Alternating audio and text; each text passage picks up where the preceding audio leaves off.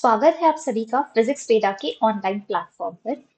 इस सीरीज के अंदर हम foundation level topic wise questions discuss करते हैं जो बेसिक से एडवांस लेवल की ओर रहने वाले हैं। ठीक है, आप में से हर वो स्टूडेंट्स जो इस साल बोर्ड के लिए अपीयर कर रहे हैं या तो सीबीएसई बोर्ड या फिर किसी भी स्टेट बोर्ड के लिए अपीयर कर रहे हैं, वो सभी इस सीरीज को क्या कर सकते हैं, फॉलो कर सकते हैं। ठीक है, इनफैक्ट आप इन वीडियोस को अपने फ्रेंड्स और फैमिली मेंबर्स के साथ में भी शेयर कर सकते हैं जो ऐसे किसी एग्जाम में अपीयर करने वाले हैं। ठीक है, चलिए आज की क्लास का हमारा टॉपिक रहने वाला है स्ट्रक्चर ऑफ एटम। तो बिना देर किए पहले क्वेश्चन से क्लास की शुरुआत करते हैं। ठीक है, देखिए पहला क्वेश्चन आपको क्या कह रहा है, what is the maximum capacity of electron accommodation of the N shell in an atom. ठीक है, एक एटम के अंदर हम मैक्सिमम कितने इलेक्ट्रॉन्स को अकोमोडेट कर सकते हैं। ठीक है, उसके लिए सबसे पहले तो हमें थोड़ा सा स्ट्रक्चर ऑफ एटम को ध्यान करना होगा। ठीक है, देखिए जो स्ट्रक्चर ऑफ एटम है,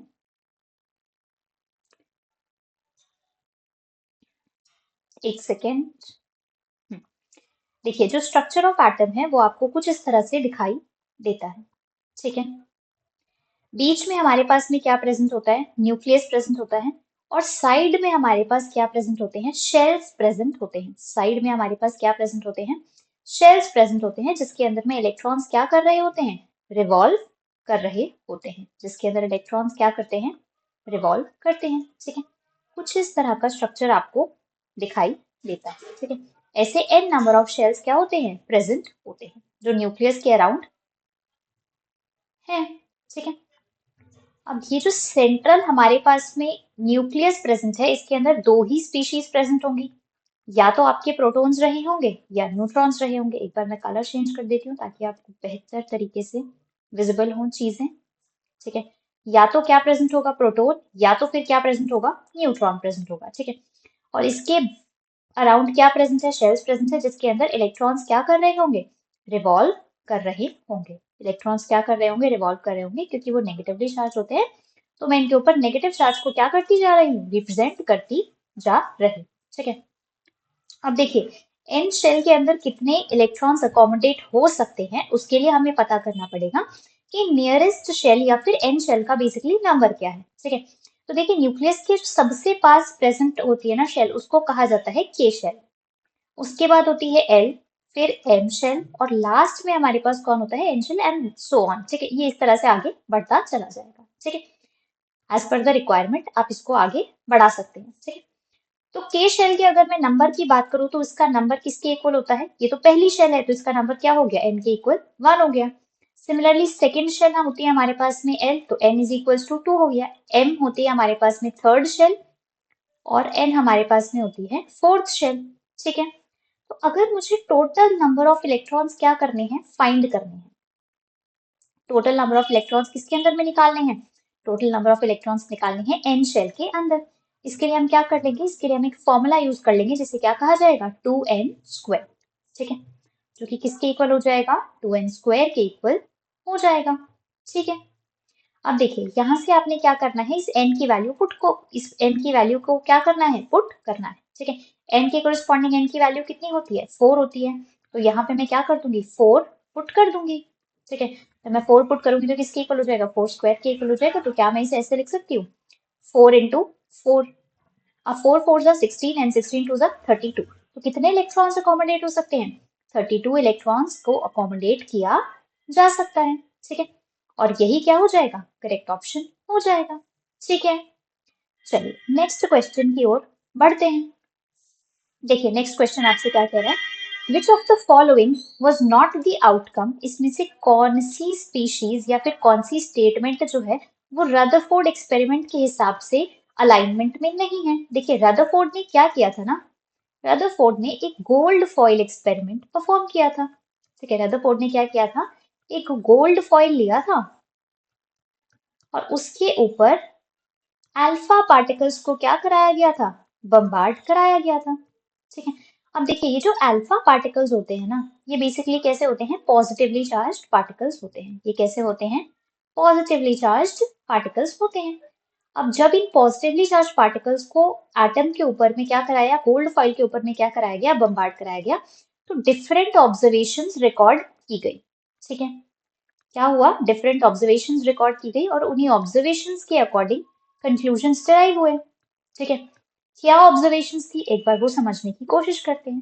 देखिए, जो सबसे पहली ऑब्जर्वेशन थी वो क्या थी कि जो मैक्सिमम अल्फा पार्टिकल्स है ना, जो मैक्सिमम अल्फा पार्टिकल्स हैं वो क्या हो गए थे, स्ट्रेट पास हो गए थे। वो क्या हो गए थे, स्ट्रेट पास हो गए थे। ठीक है, स्ट्रेट पास होने का मतलब क्या, कि जो एटम है ना, जो एटम है उसके अंदर में मैक्सिमम क्या प्रेजेंट है, एम्प्टी स्पेस प्रेजेंट है। उसके अंदर में क्या प्रेजेंट है, मैक्सिमम एम्प्टी स्पेस प्रेजेंट है। ठीक है, सेकेंड ऑब्जर्वेशन हमारे पास में क्या थी कि उसमें से कुछ पार्टिकल्स जो हैं, ऑफ कोर्स कौन से पार्टिकल्स, अल्फा पार्टिकल्स। ठीक है, इसमें से कुछ जो अल्फा पार्टिकल्स हैं वो क्या हो गए थे, वो एक सर्टेन एंगल के ऊपर डिफ्लेक्ट हो गए थे।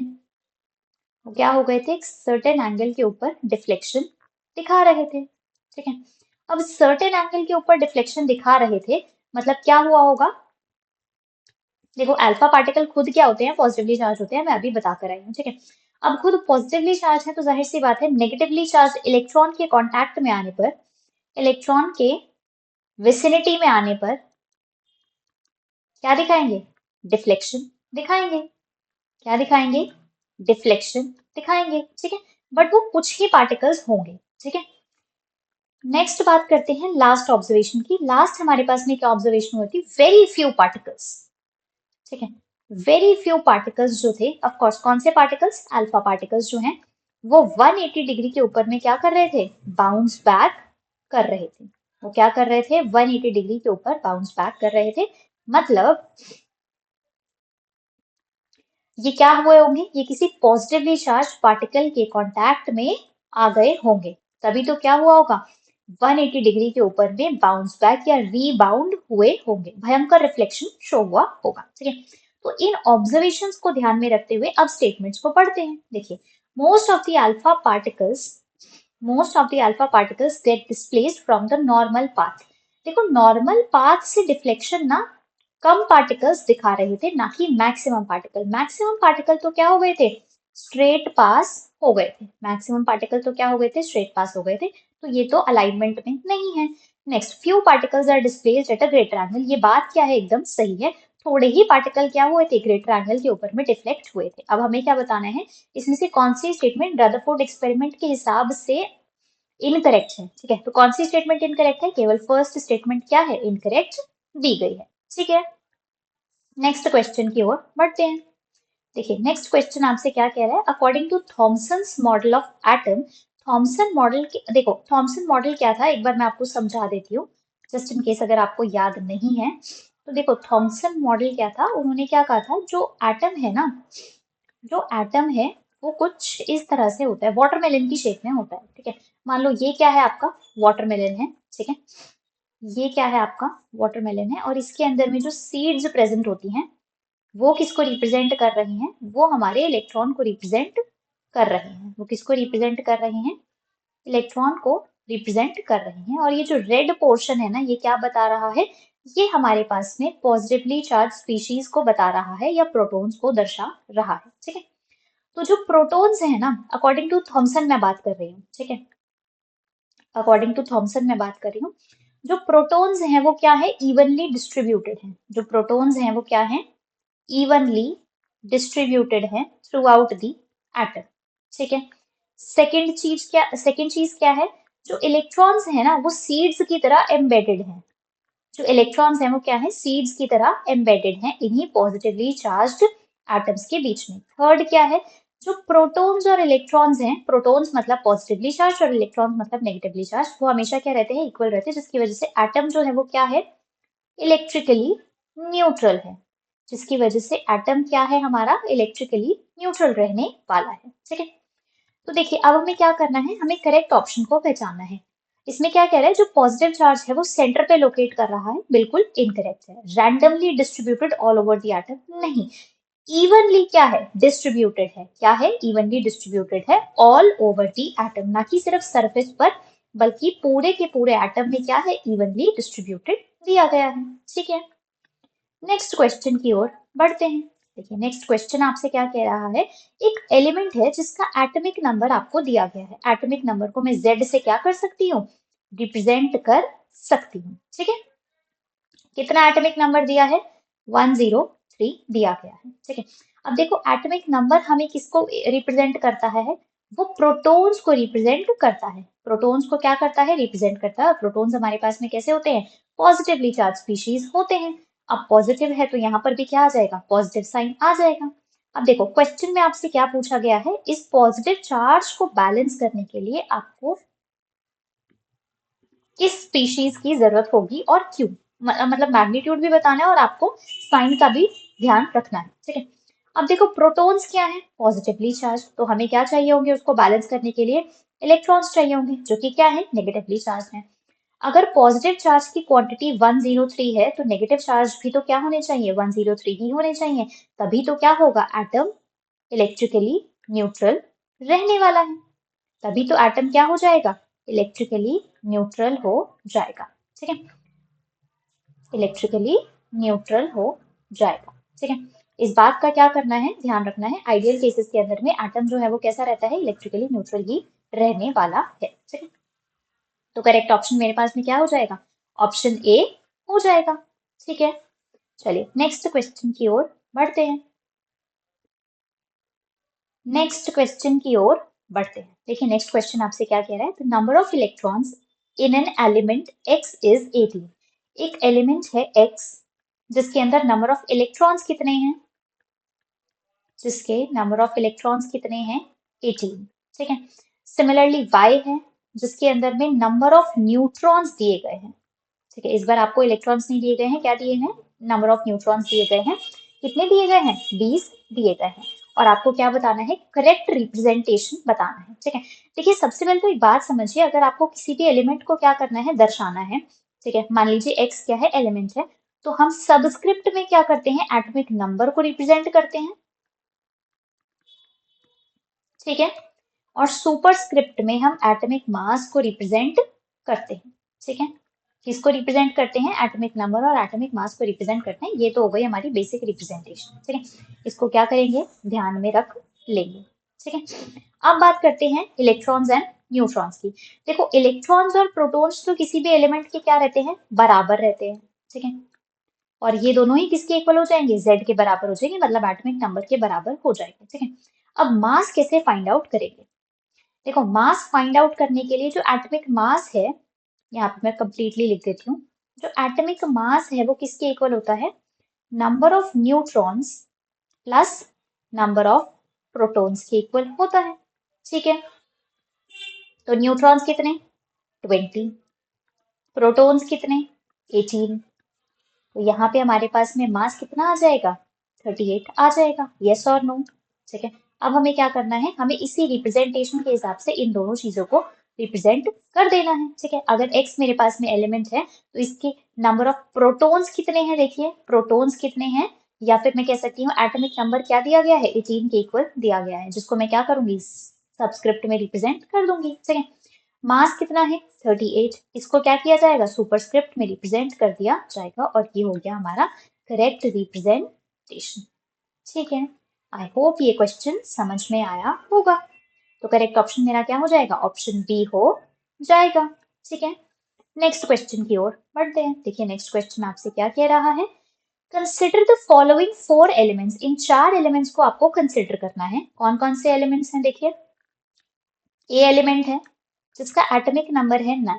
ठीक है, सिमिलरली बी एलिमेंट है जिसका एटॉमिक नंबर है 11।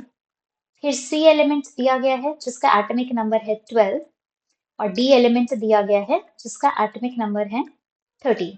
ठीक है, अब देखिए अगर इनके एटॉमिक नंबर दिए गए हैं तो क्या मैं इनका इलेक्ट्रॉनिक कन्फिग्रेशन नहीं लिख पाऊंगी, बिल्कुल लिख पाऊंगी। देखिए 9 है तो क्या हो जाएगा इलेक्ट्रॉनिक कन्फिग्रेशन, 2 एंड 7। ठीक है, Z है तो इलेक्ट्रॉनिक कन्फिग्रेशन क्या हो जाएगा, 2, 8 एंड 1। ठीक है, सिमिलरली 12 है तो 2, 8 एंड 2, और 13 है तो 2, 8 एंड 3 के इक्वल हो जाएगा। ठीक है, अब आपको क्या करना है, इनकी वैलेंसी बतानी है। देखिए वैलेंसी क्या बताता है कि कितने इलेक्ट्रॉन को लूज या गेन करने से इसकी वैलेंस शेल इलेक्ट्रॉन्स या फिर मैं कह सकती हूँ इसकी वैलेंस शेल क्या हो जाएगी, कंप्लीट हो जाएगी। ठीक है, जो आउटर मोस्ट शेल है उसको क्या कह दिया जाता है, वैलेंस शेल कह दिया जाता है। ठीक है, और इसी वैलेंस शेल को देखते हुए हम क्या कर सकते हैं, इसकी वैलेंसी को बता सकते हैं। ठीक है, इसी वैलेंस शेल को देखते हुए हम क्या कर सकते हैं, इसकी वैलेंसी को बता सकते हैं। ठीक, देखिए यहाँ पे 7 इलेक्ट्रॉन्स प्रेजेंट है, तो इसको केवल एक ही इलेक्ट्रॉन की जरूरत है अपनी ऑक्टेट को कंप्लीट करने के लिए, तो इसकी वैलेंसी क्या हो गई, 1 हो गई। सिमिलरली बी एलिमेंट है, यहाँ पर देखो एक इलेक्ट्रॉन प्रेजेंट है, तो अब इसके लिए 7 इलेक्ट्रॉन को एक्सेप्ट करना तो पॉसिबल नहीं है, लेकिन हाँ इसकी इनर शेल क्या है, ऑलरेडी कंप्लीट है, तो अगर ये इस इलेक्ट्रॉन को लूज कर दे तो यहाँ पर ये क्या हो जाएगा, कंप्लीटली फिल्ड हो जाएगा, तो इसकी वैलेंसी भी क्या हो गई, 1 हो गई। सिमिलरली आप क्या करेंगे, अगर सी एलिमेंट की बात करें तो यहाँ पर दो इलेक्ट्रॉन्स प्रेजेंट है, तो ये 2 इलेक्ट्रॉन्स को लूज कर देगा, और यहाँ पर वैलेंसी देखिए कितनी हो जाएगी, ये 3 इलेक्ट्रॉन्स को लूज करके अपनी शेल को क्या कर लेगा, कंप्लीट कर लेगा। ठीक है, अब देखिए आपसे क्वेश्चन में क्या पूछा गया है कि इन सभी एलिमेंट्स में से कौन से ऐसे 2 एलिमेंट्स हैं जिसकी वैलेंसी क्या है, सेम है। तो कौन से 2 एलिमेंट्स हैं, element A and element B क्या है, सेम वैलेंसी दी गई है। ठीक है, तो आपको बस यही एलिमेंट्स को क्या करना था, पहचानना था। तो ए एंड बी मेरा क्या हो जाएगा, करेक्ट ऑप्शन हो जाएगा। ठीक है, नेक्स्ट क्वेश्चन देखिए आपसे क्या कह रहा है, the atomic number of x is 12। X का एटॉमिक नंबर कितना दिया गया है, एक्स का एटॉमिक नंबर कितना दिया गया है, 12 के इक्वल दिया गया है। कितना दिया गया है, 12 के इक्वल दिया गया है। ठीक है, सिमिलरली आपको क्या गिवन है, y दिया है, और y का एटॉमिक नंबर कितना है, 17 दिया गया है। ठीक है, y का एटॉमिक नंबर कितना दिया है, 17 दिया गया है। ठीक है, अब देखिए आपसे क्या कह रहा है, the formula of compound formed from x and y, x और y से कौन सा फॉर्मूला बन रहा है, आपको फॉर्मूले को क्या करना है, आइडेंटिफाई करना है। उसके पहले आपको क्या करना होगा, इनका इलेक्ट्रॉनिक कन्फिगरेशन लिखना होगा। देखिए 12 है तो इसका इलेक्ट्रॉनिक कन्फिगरेशन क्या हो जाएगा, 2, 8 एंड 2। ठीक है, सिमिलरली यहाँ पे क्या प्रेजेंट है, 17, तो इसका इलेक्ट्रॉनिक कन्फिगरेशन क्या हो जाएगा, 2, 8 एंड 7। ठीक है, अब यहाँ से देखिए मैं क्या कर सकती हूँ, इनकी वैलेंसी फाइंड कर सकती हूँ। कैसे निकाली थी अभी हमने लास्ट क्वेश्चन के अंदर में वैलेंसी, हमने क्या किया था, हमने वैलेंस शेल इलेक्ट्रॉन्स को ऑब्जर्व किया था। यस और नो, बिल्कुल ठीक बात है।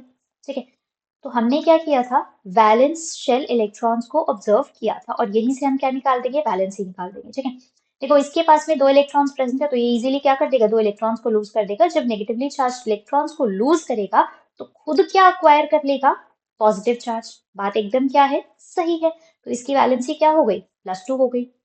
सिमिलरली ये जो 17 एलिमेंट है, या फिर मैं कह सकती हूँ एलिमेंट y है, जिसका एटॉमिक नंबर क्या है, 17 है, ये क्या करेगा, ये एक इलेक्ट्रॉन को गेन करेगा अपनी वैलेंस शेल को कंप्लीट करने के लिए। जब नेगेटिवली चार्ज इलेक्ट्रॉन को गेन करेगा तो नेगेटिव चार्ज क्या कर लेगा, अक्वायर कर लेगा, मतलब -1 क्या आ जाएगा, चार्ज हो जाएगा। ठीक है, अब देखो किसी भी एलिमेंट से जब हमें क्या करना होता है, कंपाउंड का फॉर्मेशन करना होता है, तो हम क्या करते हैं, पहले मेटल और बाद में नॉन मेटल को लिखते हैं। मेटल मतलब क्या, पॉजिटिवली चार्ज स्पीशीज, और नॉन मेटल मतलब क्या, नेगेटिवली चार्ज स्पीशीज। तो मेटल क्या है यहाँ पर, जिसने पॉजिटिव चार्ज एक्वायर किया है, जो कि क्या है, एक्स है। नेगेटिवली चार्ज स्पीशीज कौन, वाई। ठीक है, अब इसके नीचे हम क्या करेंगे, इनकी वैलेंसी लिखेंगे। एक्स की वैलेंसी कितनी दी गई है, +2, तो यहाँ पे क्या आ जाएगा, +2। वाई की वैलेंसी -1, तो यहाँ पे क्या आ जाएगा, -1। अब फॉर्मूला बनाने के लिए हम क्या करेंगे, दोनों को क्रिस क्रॉस कर देंगे। ठीक है, दोनों को क्या कर दिया जाएगा, क्रिस क्रॉस कर दिया जाएगा। ठीक है, और इन दोनों के क्रिस क्रॉस से हमारे पास में देखिए क्या आ गया है, हमारे पास फॉर्मूला आ गया है। ठीक है, देखिए x के कोरिस्पॉन्डिंग क्या आ जाएगा, y, सॉरी 1, और y के कोरिस्पॉन्डिंग क्या आ जाएगा, 2। तो फॉर्मूला हमारे पास में क्या हो गया, XY2 हो जाएगा। ठीक है, आई होप ये क्वेश्चन समझ में आ गया होगा। ठीक है, इस तरह के बहुत सारे क्वेश्चंस आपको पेपर में देखने को मिल जाएंगे। ठीक है, नेक्स्ट क्वेश्चन की ओर बढ़ते हैं। देखिए नेक्स्ट क्वेश्चन आपसे क्या कह रहा है, the mass number is defined as the sum of the total number of, देखिए मास नंबर है ना, किसी भी एलिमेंट का जो मास है ना, मैं वापस से आपको स्ट्रक्चर के थ्रू समझाने की कोशिश करती हूँ। किसी भी एलिमेंट का जो मास है वो न्यूक्लियस के अंदर क्या होता है, कॉन्सेंट्रेटेड होता है। कहाँ पे कॉन्सेंट्रेटेड होता है, न्यूक्लियस के अंदर कॉन्सेंट्रेटेड रहता है। ठीक है,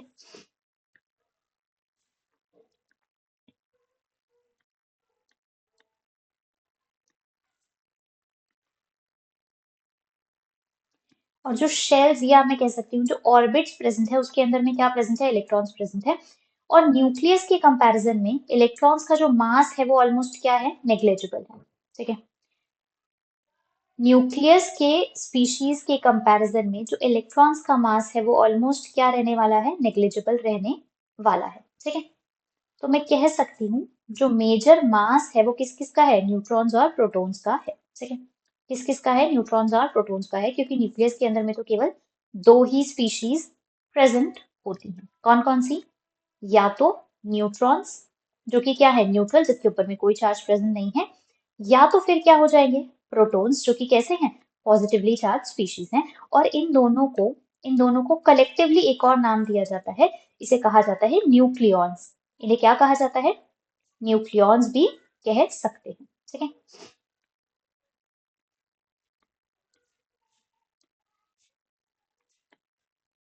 जरा इसको हाईलाइट कर देती हूँ। ठीक है, they are togetherly called as nucleons, क्योंकि न्यूक्लियस के अंदर क्या है, प्रेजेंट है, इसलिए इनको क्या कह दिया जाएगा, न्यूक्लियॉन्स भी कह दिया जाएगा। ठीक है, तो देखिए जो टोटल मास नंबर है वो कौन डिसाइड करता है, न्यूट्रॉन्स और प्रोटॉन्स ही डिसाइड करते हैं। तो करेक्ट ऑप्शन क्या हो जाएगा, ऑप्शन सी हो जाएगा। करेक्ट ऑप्शन क्या हो जाएगा, ऑप्शन सी हो जाएगा। ठीक है, नेक्स्ट क्वेश्चन की ओर बढ़ते हैं। देखिए नेक्स्ट क्वेश्चन आपसे क्या कह रहा है, which of the following is correct, इसमें से कौन सी स्टेटमेंट, क्या देखिए अभी हम बात करके आए थे, जो मास नंबर है, जो मास नंबर है वो कहाँ पे कॉन्सेंट्रेटेड होता है, न्यूक्लियस के अंदर कॉन्सेंट्रेटेड होता है। ठीक है, और न्यूक्लियस के अंदर में तो दो ही स्पीशीज प्रेजेंट है, कौन कौन सी, न्यूट्रॉन्स और प्रोटॉन्स। ठीक है, न्यूट्रॉन्स क्या, न्यूट्रल स्पीशीज, और प्रोटॉन्स क्या, पॉजिटिवली चार्ज्ड स्पीशीज। यस और नो, बिल्कुल ठीक बात है। तो यहाँ पर भी देखिए जो फॉर्मूला हो जाएगा वो किसको करस्पॉन्ड कर रहा होगा, मास नंबर किसके बराबर हो जाएगा, number of protons and number of neutrons के सम के इक्वल हो जाएगा। ठीक है, which of the following is a property of an isobar. देखिए आइसोबार और आइसोटोप में फर्क समझने की कोशिश करते हैं। ठीक है, जो आइसोटोप्स है ना वो क्या होते हैं, जिनका एटॉमिक नंबर क्या हो, सेम हो, जिनका एटॉमिक नंबर क्या होता है, सेम होता है, लेकिन मास नंबर क्या होता है, डिफरेंट होता है। मास नंबर क्या होता है, डिफरेंट हो जाता है। ठीक है, उन्हें क्या कहा जाएगा, आइसोटोप्स कहा जाएगा। उन्हें क्या कह दिया जाएगा, आइसोटोप्स कह दिया जाएगा। सिमिलरली हमारे पास में आइसोबार्स होते हैं। ठीक है, आइसोबार्स क्या होते हैं, जिनका एटॉमिक नंबर क्या होता है, डिफरेंट होता है। इसको मैं जेड से क्या कर देती हूँ, रिप्रेजेंट कर देती हूँ। इनका एटॉमिक नंबर तो क्या है, डिफरेंट है, लेकिन इनका मास नंबर जो कि ए है वो क्या हो जाता है, सेम हो जाता है। ऐसी स्पीशीज को क्या कहा जाता है, आइसोबार्स कहा जाता है। ऐसी स्पीशीज को क्या कहा जाता है, आइसोबार्स कह दिया जाता है। तो करेक्ट ऑप्शन हमारे पास में क्या हो जाएगा, they have same mass number. Same atomic number तो किसका होता है, आइसोटोप्स का होता है। नंबर ऑफ न्यूट्रॉन्स भी इक्वल नहीं होते, और केमिकल प्रॉपर्टीज भी किसकी इक्वल होती है, आइसोटोप्स की इक्वल होती है। किसकी इक्वल होती है, आइसोटोप्स की इक्वल होती है, ना कि आइसोबार्स की। ठीक है, नेक्स्ट क्वेश्चन की ओर बढ़ते हैं। देखिए नेक्स्ट क्वेश्चन आपसे क्या कह रहा है, आइसोटोप्स डिफर इन। आइसोटोप्स जो है, देखिए अभी हम बात करके आए थे, जो आइसोटोप्स हैं, मैं वापस से बता देती हूँ एक बार, क्योंकि इंपॉर्टेंट कॉन्सेप्ट है। आइसोटोप्स क्या होते हैं, जिसका एटॉमिक नंबर क्या हो, सेम हो, जिसका एटॉमिक नंबर क्या हो, सेम हो। एटॉमिक नंबर को मैं जेड से क्या कर रही हूँ, रिप्रेजेंट कर रही हूँ। और मास नंबर क्या हो जाए, डिफरेंट हो जाए। ठीक है, और मास नंबर क्या हो जाए, डिफरेंट हो जाए। तो आइसोटोप्स जो है वो किस में डिफर करते हैं, वो एटॉमिक नंबर के अंदर तो डिफर नहीं करते, लेकिन मास नंबर के अंदर क्या करते हैं, डिफर करते हैं। ठीक है, अब देखो केमिकल स्ट्रक्चर भी आइसोटोप्स का क्या होता है, सेम होता है। अभी हम बात करके आए थे। ठीक है, केमिकल स्ट्रक्चर तो क्या रहता है, सेम रहता है, ठीक है। इसके बाद अगर मैं बात करूं एटॉमिक नंबर की, तो एटॉमिक नंबर भी क्या है, सेम है। अब ये किसकी बात कर रहे हैं, देखो केमिकल प्रॉपर्टीज भी इसकी क्या रहती हैं, सेम रहती है। केमिकल प्रॉपर्टीज भी इसकी क्या रहती है, सेम रहती है। लास्टली देखो हमारे पास में क्या बच जाता है, हमारे पास में नंबर ऑफ न्यूट्रॉन्स बच जाते हैं, ठीक है। एक बार नंबर ऑफ न्यूट्रॉन्स को समझने की कोशिश करते हैं, ठीक है, कि नंबर ऑफ न्यूट्रॉन्स किस तरह से सेम होंगे, ठीक है। देखो आइसोटोप्स का मतलब क्या, एटॉमिक नंबर क्या है, सेम है। अगर एटॉमिक नंबर सेम है तो मतलब प्रोटॉन्स तो क्या रहे होंगे, सेम रहे होंगे। यस और नो, बिल्कुल ठीक बात है। इलेक्ट्रॉन्स भी क्या रहे होंगे, सेम रहे होंगे, ठीक है। और मास नंबर क्या हो गया है, डिफरेंट हो गया। तो जब आप मास नंबर में से सेम नंबर ऑफ इलेक्ट्रॉन्स को क्या करते हो या प्रोटॉन्स को सब्ट्रैक्ट करते हो, तो आपके न्यूट्रॉन्स क्या आ जाते हैं, बराबर आ जाते हैं, ठीक है। तो यहाँ पर जो न्यूट्रॉन्स है वो क्या कर रहे होंगे, डिफर कर रहे होंगे। क्या कर रहे होंगे, न्यूट्रॉन्स जो है वो डिफर कर रहे होंगे, ठीक है। आइसोटोप्स को या तो फिर आप ऐसे भी याद रख सकते हो कि आइसोटोप्स के अंदर में दो प्रॉपर्टीज क्या करती हैं, डिफर करती हैं। आइसोटोप्स के अंदर में दो ही प्रॉपर्टी क्या होती हैं, डिफर करती हैं, ठीक है। या तो उनकी फिजिकल प्रॉपर्टी डिफरेंट होती है या फिर उनके नंबर ऑफ न्यूट्रॉन्स क्या रहते हैं, डिफरेंट रहते हैं, ठीक है। एक तो फिजिकल प्रॉपर्टीज क्या करती हैं, डिफर करती हैं, ठीक है। फिजिकल प्रॉपर्टीज क्या रहने वाली हैं, डिफरेंट रहने वाली हैं। और नंबर ऑफ न्यूट्रॉन्स भी क्या रहने वाले हैं, डिफरेंट रहने वाले हैं, ठीक है। और इसको आप ऐसे समझ सकते हो कि केमिकल स्ट्रक्चर या केमिकल प्रॉपर्टीज क्या रहेंगी, सेम रहेंगी, और एटॉमिक नंबर भी क्या रहेगा, सेम रहेगा, ठीक है। नेक्स्ट क्वेश्चन की ओर बढ़ते हैं। There are two stable isotopes of carbon, they differ with respect to. देखो अगेन अभी हमने बात की है, जो आइसोटोप्स हैं उनका एटॉमिक नंबर सेम लेकिन मास नंबर डिफरेंट, ठीक है। एटॉमिक नंबर सेम लेकिन मास नंबर क्या हो जाएगा, डिफर हो जाएगा। तो कार्बन के अगर दो आइसोटोप्स है तो वो एटॉमिक मास के अंदर क्या करते होंगे, डिफरेंट हो जाएंगे, ठीक है। Next question, consider the species. देखो इस क्वेश्चन के अंदर में थोड़ी सी करेक्शन कर लीजिएगा। सबसे पहले तो इस क्वेश्चन में थोड़ी सी करेक्शन कर लेना, ये आर्सेनिक नहीं होगा, ये क्या हो जाएगा, ये जर्मेनियम हो जाएगा, ठीक है। ये जो एटॉमिक नंबर और जो एटॉमिक मास है वो जर्मेनियम से क्या कर रहा है, रिजेंबल कर रहा है, ठीक है। अब बात करते हैं क्वेश्चन की। देखिए क्वेश्चन आपको क्या कह रहा है, कंसिडर द स्पीशीज। यहाँ पे आपको तीन स्पीशीज को कंसिडर कर लेना है। एक तो क्या है, जिंक, जिसका मास है 72 और एटॉमिक नंबर है 30। फिर है आर्सेनिक, जिसका एटॉमिक नंबर है 33 और मास नंबर है 75। फिर है जर्मेनियम, जिसका एटॉमिक नंबर है 32 और मास नंबर है 74, ठीक है। आपने क्या करना है, these species have same number of, आपको क्या बताना है, इन स्पीशीज के प्रोटॉन्स इक्वल होंगे, इलेक्ट्रॉन्स इक्वल होंगे या न्यूट्रॉन्स इक्वल होंगे, उसको सजेस्ट करना है, ठीक है। देखो एटॉमिक नंबर जो है वो किसको रिप्रेजेंट करता है, प्रोटॉन्स को रिप्रेजेंट करता है, ठीक है। तो इनके एटॉमिक नंबर कितने हैं, वो प्रोटॉन्स को क्या कर रहे हैं, दर्शा रहे हैं। तो जिंक के प्रोटॉन कितने, 30। आर्सेनिक के प्रोटॉन कितने, 33। और जर्मेनियम के प्रोटॉन कितने, 32। क्या प्रोटॉन्स इक्वल हैं, बिल्कुल भी नहीं, ठीक है। अब जो प्रोटॉन्स का नंबर होगा वही क्या होगा, इलेक्ट्रॉन्स का नंबर होगा। तो इलेक्ट्रॉन्स भी कितने, 30, 33 एंड 32। क्या ये इक्वल है, ये भी इक्वल नहीं है। अब बात करते हैं न्यूट्रॉन्स की। न्यूट्रॉन्स कैसे निकालेंगे, मास नंबर में से मैं एटॉमिक नंबर को क्या कर दूंगी, सब्ट्रैक्ट कर दूंगी। तो 72 माइनस 30, आर्सेनिक के लिए क्या हो जाएगा, 75 माइनस 33। और जर्मेनियम के लिए क्या हो जाएगा, 74 माइनस 32। जब आप इन तीनों को सब्ट्रैक्ट करेंगे तो ये आ जाएगा 42 के इक्वल। किसके इक्वल आ जाएगा, 42 के इक्वल आ जाएगा। क्या नंबर ऑफ न्यूट्रॉन्स इक्वल नहीं है, बिल्कुल नंबर ऑफ न्यूट्रॉन्स क्या आ रहे हैं, इक्वल आ रहे हैं। नंबर ऑफ न्यूट्रॉन्स क्या आ गए हैं, इक्वल आ गए हैं, ठीक है। और हमें क्या कर रहा था, हमें बस यही पहचानना था कि नंबर ऑफ प्रोटॉन्स, इलेक्ट्रॉन्स और न्यूट्रॉन्स में से कौन सी स्पीशीज क्या रहने वाली है, इक्वल रहने वाली है। तो ऑप्शन सी मेरा क्या हो जाएगा, करेक्ट ऑप्शन हो जाएगा, ठीक है। नेक्स्ट क्वेश्चन की ओर बढ़ते हैं। Elements belonging to which of the following categories have same chemical properties. देखिए अभी हम बात करके आए थे, अगर सेम केमिकल प्रॉपर्टीज हों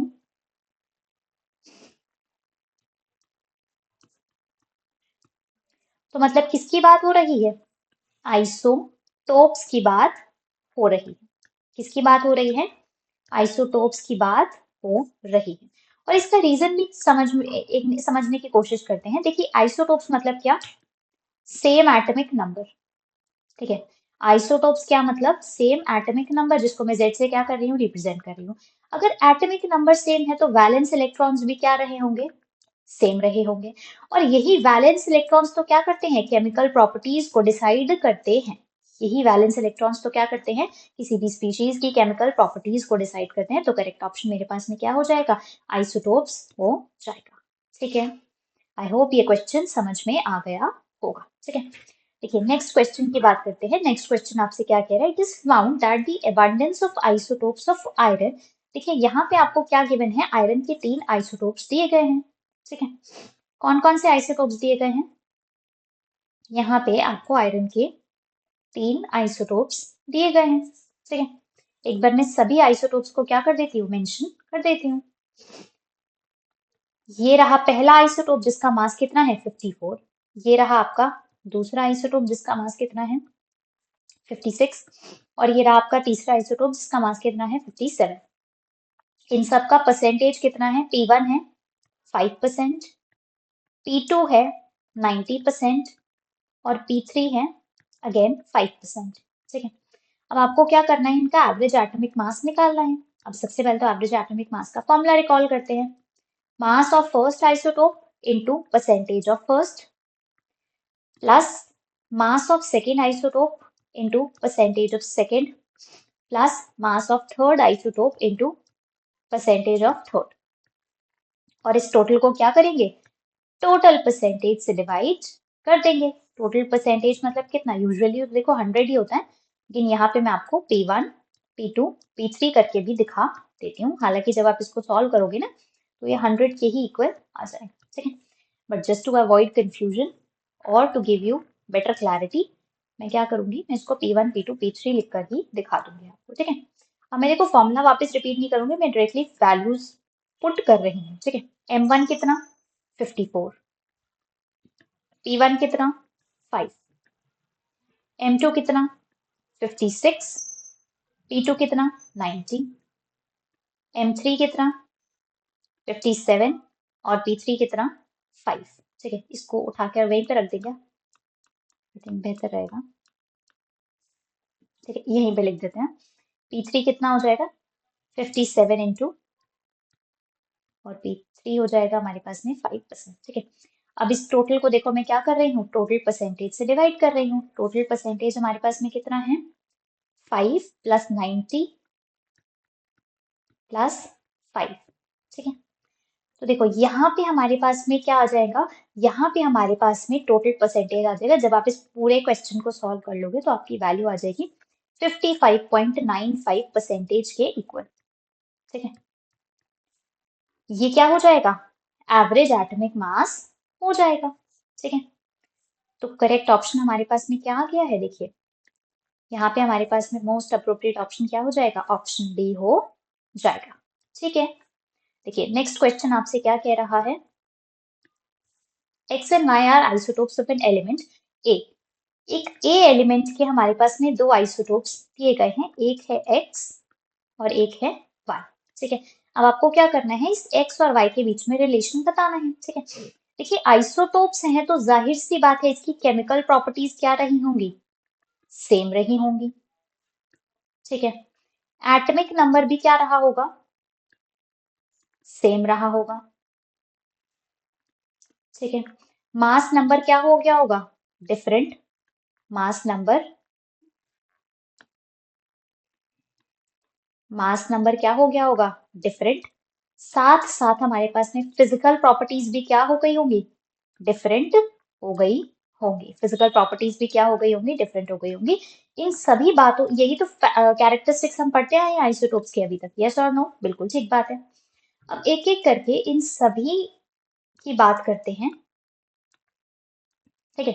देखिए सेम केमिकल प्रॉपर्टीज, यहाँ पर क्या गिवन है? डिफरेंट केमिकल प्रॉपर्टीज, मतलब ये स्टेटमेंट तो क्या है? इनकरेक्ट दी गई है। इसके बाद क्या कह रहा है? एटॉमिक नंबर क्या होना चाहिए? एटॉमिक नंबर सेम होना चाहिए। ठीक है। क्या यहाँ पे एटॉमिक नंबर सेम दिया गया है? नहीं, एटॉमिक नंबर तो क्या दिया गया है? डिफरेंट। तो मतलब ये भी क्या हो गई है? स्टेटमेंट गलत हो गई है।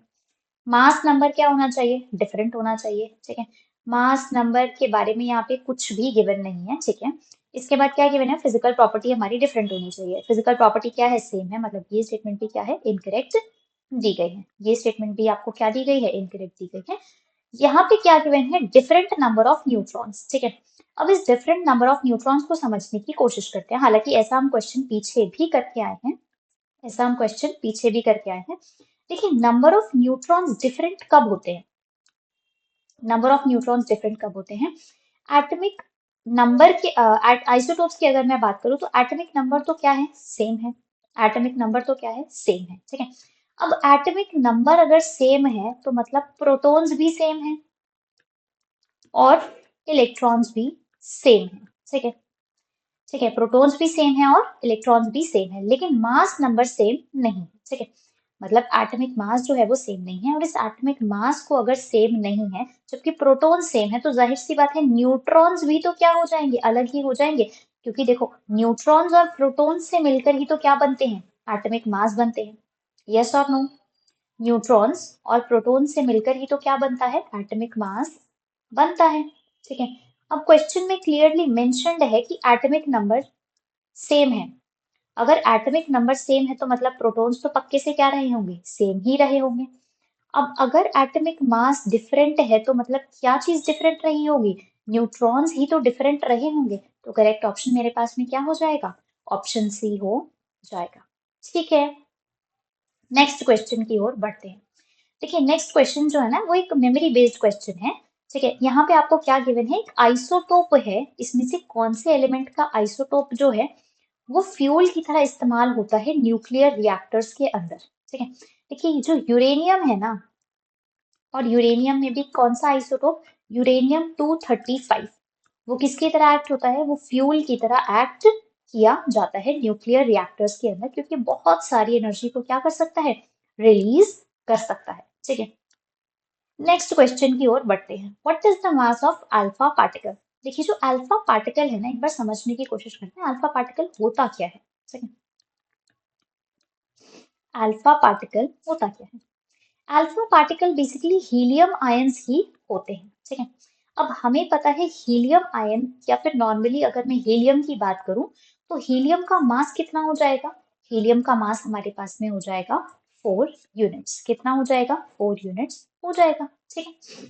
अब देखो, ये जो हीलियम है, ये जो हीलियम है, इसका जो मास है वो नियरेस्ट कौन सी वैल्यू से रिजेंबल कर रहा है, एक्चुअल में तो इसका मास कितना होता है, 4 यूनिट्स होता है ये, बट नियरेस्ट अगर मैं ऑप्शंस की बात करूं तो ये किससे रिजेंबल कर रहा है, ऑप्शन डी से रिजेंबल कर रहा है, ठीक है। और इसी स्पीशीज को क्या कहा जाता है, अल्फा पार्टिकल कहा जाता है, और इसी को क्या कराया गया था, रदरफोर्ड एक्सपेरिमेंट के अंदर में यूज किया गया था, ठीक है। तो आपको पता होना चाहिए, जब जब मैं अल्फा पार्टिकल बोल रही हूँ मतलब मैं हीलियम आयंस की बात कर रही हूँ, ठीक है। चलिए अगले क्वेश्चन की ओर बढ़ते हैं। देखिए, यहाँ पे क्या गिवन है, प्रोटियम, ड्यूटेरियम और ट्रिटियम आर ऑल आइसोटोप्स। देखिए, जो प्रोटियम है ना, जो प्रोटियम है उसे क्या कहा जाता है, जब हाइड्रोजन का मास क्या हो, 1 हो, ठीक है। और ड्यूटेरियम हमारे पास में क्या होता है, ड्यूटेरियम, ड्यूटेरियम किसे कहा जाता है, जब हाइड्रोजन का मास क्या हो, 2 हो। और ट्रिटियम किसे कहा जाता है, जब हाइड्रोजन का मास क्या हो, 3 के इक्वल हो, ठीक है। देखो, इन सभी केसेस में अगर आप देखेंगे तो एटॉमिक नंबर तो क्या है, एटॉमिक नंबर तो क्या है, 1, ठीक है। इसका भी एटॉमिक नंबर क्या है, 1। लेकिन अगर मैं मास नंबर की बात करूं, एटॉमिक मास की बात करूं, तो ये किसके इक्वल है, 1 के इक्वल है। यहाँ पे जो एटॉमिक मास है वो 2 के इक्वल है, और यहाँ पर जो एटॉमिक मास है वो 3 के इक्वल दिया गया है, ठीक है। और आइसोटोप्स कौन सी स्पीशीज होती है, जिसमें एटॉमिक नंबर तो क्या हो, सेम हो, लेकिन एटॉमिक मास क्या हो, डिफरेंट हो। ऐसे ही तो स्पीशीज को क्या कहा जाता है, आइसोटोप्स कहा जाता है। ऐसे ही स्पीशीज को क्या कहा जाता है, आइसोटोप्स कहा जाता है, ठीक है। और ये तीनों आइसोटोप्स किसके दिखाई दे रहे हैं, हाइड्रोजन आटम के दिखाई पड़ रहे हैं, ठीक है। चलिए आज की क्लास के लास्ट क्वेश्चन को भी एक बार डिस्कस कर लेते हैं। N isotope of dash is used in the treatment of cancer. इसमें से कौन सी स्पीशीज का आइसोटोप जो है वो कैंसर के ट्रीटमेंट के अंदर इस्तेमाल किया जाता है, ठीक है। देखिए, कैंसर के ट्रीटमेंट के अंदर में हम क्या करते हैं, हम कोबाल्ट आइसोटोप को इस्तेमाल करते हैं और स्पेसिफिकली कोबाल्ट 60 को क्या किया जाता है, यूज किया जाता है। ठीक है, ये दोनों तो देखो क्या है, मेमोरी बेस्ड क्वेश्चन है, तो आपको एज इट इज क्या करने होंगे, ध्यान रखने होंगे। और अगर आपने अपनी एनसीईआरटी को ध्यान से पढ़ा हो तो उसके अंदर में स्पेशली मेंशन है। ठीक है, तो इतने ही क्वेश्चंस हमें आज की क्लास में क्या करने थे, डिस्कस करने थे।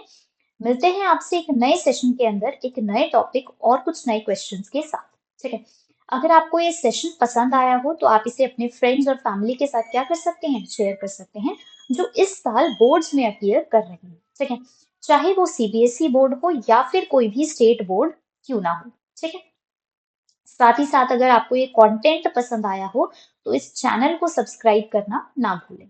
ठीक है, बहुत जल्द मिलेंगे आपसे एक नए सेशन के अंदर। Till then, thank you so much.